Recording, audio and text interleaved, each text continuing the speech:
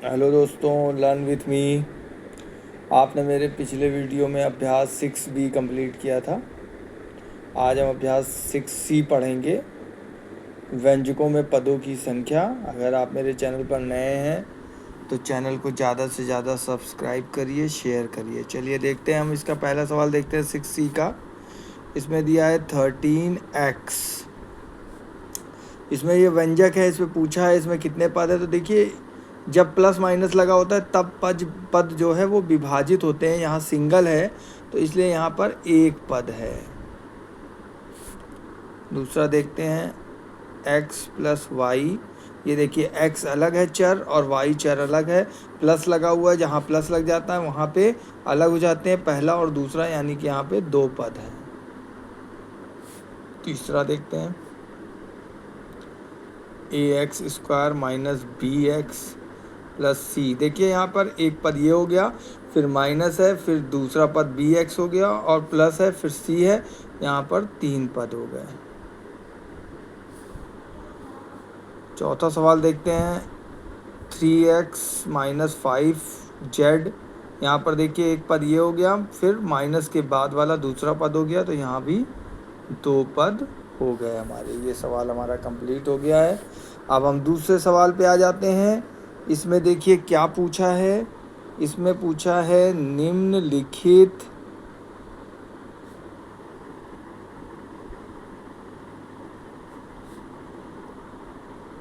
व्यंजकों की डिग्री और उनके पदों की डिग्री बताइए। देखिए, व्यंजकों की डिग्री और पदों की डिग्री बतानी है। बहुत अच्छा सवाल है। हम लोग इसको ध्यान से समझेंगे तो हमें इस सवाल में किसी तरह की परेशानी नहीं होगी। आप देख लीजिए, पहले हम यहाँ पर लिखेंगे व्यंजकों की डिग्री।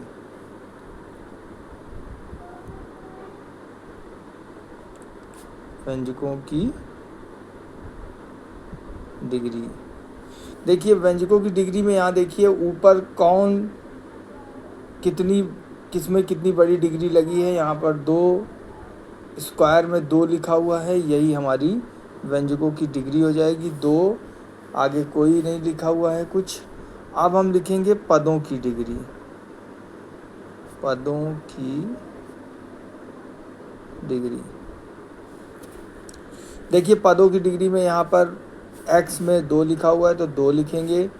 यहाँ y पर कुछ नहीं है, चर संख्या पर यहाँ कुछ नहीं होता, एक माना जाता है तो एक लिखेंगे। यहाँ पर अचर संख्या है, इस पे भी कुछ नहीं है तो यहाँ पर इसको 0 मानेंगे। ये सवाल हमारा कंप्लीट हो गया। इसका दूसरा सवाल हम देखते हैं, 3x³ प्लस 4x² y।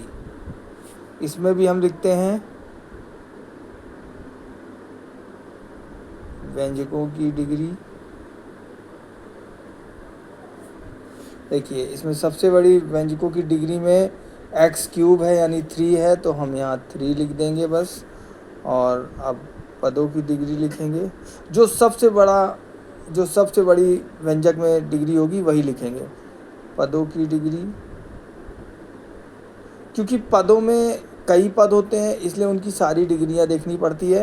यहाँ 3x है, x के ऊपर 3 लिखा हुआ है तो हम 3 लिखेंगे। फिर यहाँ x के ऊपर 2 लिखा है, लेकिन हम यहाँ पर गलती क्या कर देते हैं कि y भी है, y के ऊपर कुछ नहीं है लेकिन एक माना जाएगा, तो दोनों साथ में है तो दोनों को जोड़ के लिखेंगे तो यहाँ पर 3 हो जाएगा। 2 और 1 3, आगे कुछ नहीं है। ये हमारा हो गया। तीसरा देखते हैं, 5x 4³ plus 7xy² plus 2x plus 3। अब इसमें देखिए, इसमें यहाँ पर पहले हम व्यंजकों की डिग्री लिख लेते हैं। व्यंजकों की डिग्री बराबर, यहाँ सबसे बड़ी डिग्री 4 है तो हम यहाँ 4 लिख देंगे। अब पदों की डिग्री लिख लेते हैं। पदों की